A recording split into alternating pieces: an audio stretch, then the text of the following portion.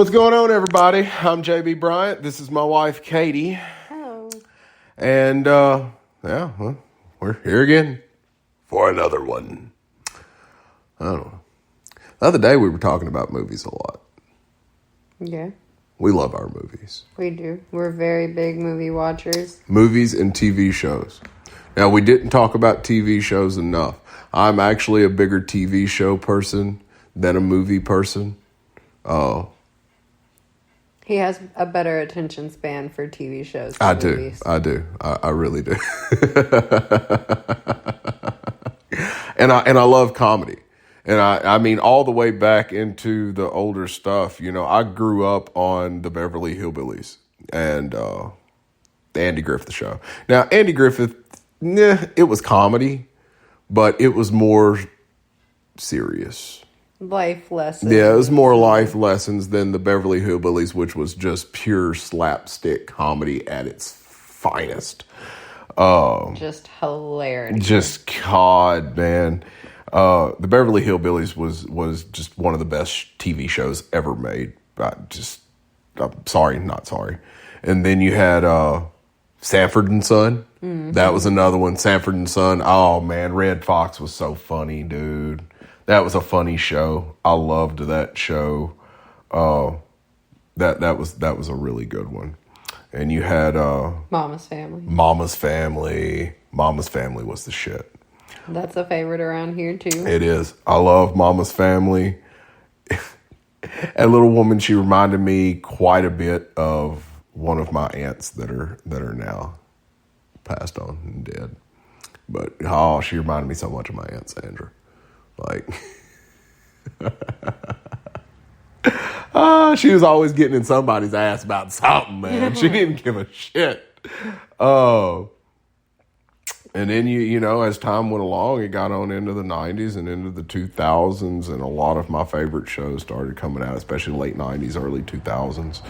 You had, you know, That 70s Show, 2.5 Men, My Wife and Kids,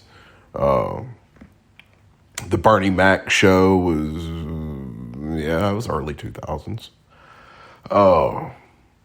Those were all just amazing shows. House was a really good show. Mm-hmm. The Big Bang Theory was a beastin' show. 2.5 Men was one of my favorite shows. Still is. Always has been. Always has been one of my favorite shows. We rewatched that one on the rig. Mm-hmm. I don't know. I don't know. They don't make TV shows like they used to. They have a few good ones. Like I said, that new show with Tim Allen, I have high hopes for that show making it, because that's a good one. Shifting Gears. Shifting Gears. That's great.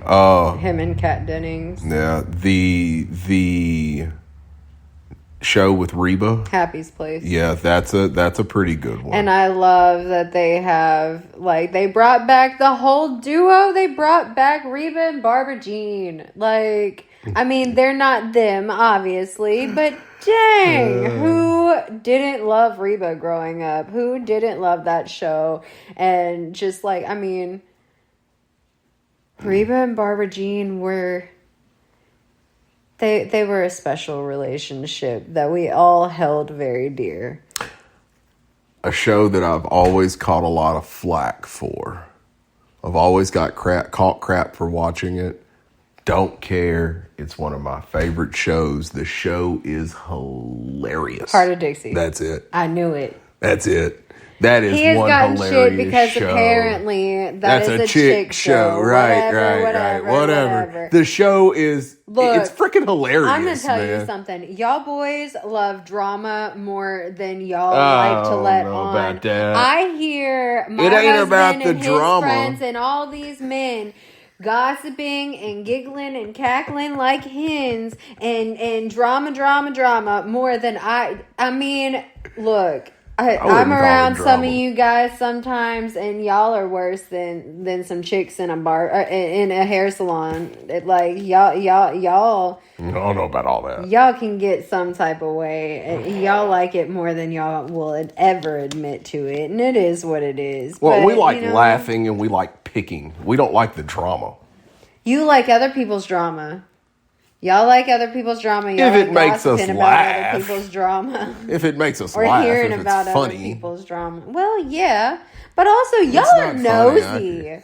Y'all are nosy. Y'all like to say it's just us women folk, but y'all are nosy. And y'all love it because y'all get all the tea from us, and y'all don't even have to be the busybody, but you still get to know everything, and you guys love that. I don't care what you say. I watch y'all listening intently and hearing everything that we have to say, and then I watch y'all around your buddies. Did you hear this about so-and-so or whatever? Y'all hear all the tea from each other's or from y'all's wives and stuff, and take it to each other and start having your own little circle. I hear y'all on the phone in the mornings and everything else. Don't try me. You know it. That's why y'all like shows like that. That's why y'all love it when we get hooked on a new show that y'all wouldn't be able to watch. I do not like that show for the drama. I like that show for the funniness. I mean, I know you don't like it for the drama. You Crazy like it for the Earl funniness. is hilarious. Wade is hilarious. Levon is funny as shit. All right. They're all. I mean, it's a funny ass show. 2 words: Grey's Anatomy. Grey's Anatomy ain't that funny. I never was. I watched Grey's Anatomy growing up because it was watched in my family. You like Grey's Anatomy. I mean, not as much anymore, it was but okay. you used to like it more. It was okay until like season 10, and when it went all off the what fucking about rails. Heartland? Do you like Heartland? And that one's not. I mean, that's some funny, but it's a lot of drama and everything else. It's a good story. It's a great story. And like and it's an okay show. I do like the show. It's not a show that I love. Well, fair enough. I didn't say anything about love. I said y'all enjoy. Y'all can get caught up and wrapped up in it the same as like, I mean, we do. Y'all get just as invested in these so-called chick shows as we do. And y'all love it when we start a new one because it's a guilty pleasure for you guys because y'all can't watch it on your own without getting shit. But then y'all get sucked in, and then like if you are caught out talking about it, oh yeah, my wife makes me watch that with her. You know, like I sit there and scroll on my phone on Facebook and shit while she's watching it. No, you don't. No, I don't even bullshit like that. If it's something I watch, I'll tell you I watch it. You get invested. Sometimes you get into it more than I do, and it's crazy because I'm the same way with your stuff. Like you'll put on a show and like you won't think I'll like it. Oh, you're not gonna like it. It amazed me how hard I got you into roadkill. I mean, I fucking love roadkill. That's our life. Why wouldn't we? We live a very roadkill style life. If y'all have ever watched Roadkill Garage, any of that, like what's the other ones? Faster with Finnegan, Roadkill Extra, Engine Masters, any of that stuff. I mean, but especially Roadkill. That's our job. Roadkill was an inspiration to me when I was younger. I always looked at that show and I said, that right there. I want to do that for a living and make money doing that. If I can make me a good living doing that right there, that's what I want to do. And we do. We go on these crazy crapshoot adventures and go and get these vehicles and these rides and stuff. And I mean, we always make it, but when we are trying to get here from wherever we are, it's like, man, this is stupid as fuck. How are we going to get home? How are we going to get this thing home? There are a million things stacked against us right now. We barely have tires, and what tires we have, we're leaving chunks of on the fucking highway. Can't put gas in the bitch because, I mean, we literally have gas spewing from the tank. You can only go a half a tank. You can only go a half a tank at a time. Anything over half a tank, it leaks, you know. And I mean, like the whole thing shaking or grinding or can't drive over 25, you know. I mean, we've had vehicles that I mean, we've had to drive hours and hours and hours and can't go but 30 miles an hour because the whole thing's shaking too hard. You're worried about like the engine falling through the bottom, or I mean, you're in it and you started it with a battery, but then you had to pull the battery out after it was running, and you still got to get this hoe about another 3-4 hours home and hope you don't have to cut it off for any reason.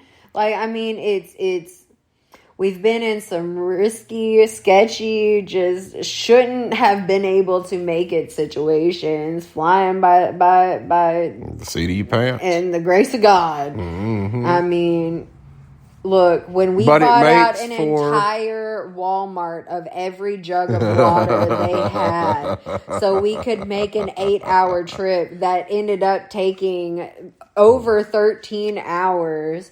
And when we have left a trail of breadcrumbs of water jugs from Ohio to Tennessee, like, I mean, but it makes for good stories. It makes for good stories. It makes for awesome stories, because when we're old and we're sitting around and we're talking to our grandkids and our great grandkids and, God willing, our great great grandkids, like, think about the stories that we're going to have for them and our grandkids. Thankfully, we live in a day of film, so we get a lot of pictures of things, and we get a lot of videos. There are so many things that don't have videos for that I wish I did. We have so many stories from back in the day that nobody can even believe some of these stories. And we have no proof because we grew up in a time Nothing but the people that were there. That's it. I can say, yeah, man, that was a true story. I don't believe you. Well, fuck, you're going to have to run down Jimmy Ray and Earl because they seen it, you know? We didn't have cameras and YouTube and Facebook. We didn't care about filming everything. Then. We were just doing it because it was fun. And not to mention, most of the time, we didn't want to get any of that stuff caught on camera. Right. It was incriminating evidence. Incriminating evidence, exactly. Or we didn't want that our parents ever seeing that stuff, or our grandparents, or anything else. We didn't want to get caught doing that shit. I don't know. It was a different time, but our grandkids and our great grandkids, we're going to be sitting around telling them these stories, and we're going to have the receipts. Yeah, and we're going to have the receipts to prove it. And I mean, just think about. I mean, you know, that's going to be awesome to be able to sit around and tell our grandkids all these stories that we've been there and we've done this and we've done that. And we're not just telling you these stories, boy, we got the T-shirts to prove it. We've been there, we've done it, and we got the damn T-shirts, you know? That's awesome to me. And that's the way I try to live my life. I try to live my life for the stories, for the adventure, because without that right there, you can live to be 100 years old. But if you've never done anything, if you try to live your life in this safe little bubble, you know, and just that's great for the people who want to. We're blessed that we both found each other, and we are lucky enough to live the kind of life where we can have I'm not going to say a fuck it attitude, because it's not a fuck it attitude, because, I mean, we still use our brains. We're still parents. We're still grown-ups. We still have to handle certain situations certain ways, but we have a why not attitude about a lot of things. Like, why not? I mean, what can go wrong? Okay, this, and this. All right, well, we can figure it out on the way. Yep. We can figure it out there. We can figure it out then. And we've had to do it. We have had to do some quick thinking. We have had to do some rigging. We have had to do some getting by the seat of our pants and God's good grace. Like, I mean, we have the stories to go with it. We're very, very lucky in that regard. And maybe someday y'all will see us bootleggers on our own version of roadkill, or that's right, something. That's right. But until then, that's all the time we have for this one. Is it? Any final words? We got about 30 seconds. Well, I don't know. Mind the big rocks. Plant your corn early next year. Don't eat the yellow snow. Don't eat the yellow snow. Always tip your waitress and your bartender. Don't piss in the wind. Mm-hmm. I guess that's about all I got. Yeah. Y'all have a great day.